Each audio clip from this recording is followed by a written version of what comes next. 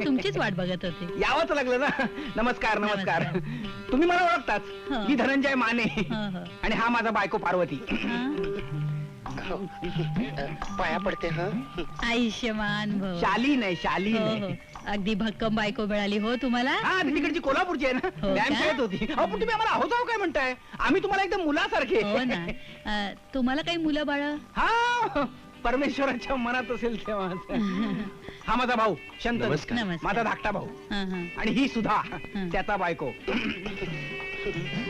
नमस्कार करते हा. अष्टपुत्रा सौभाग्यवती भव.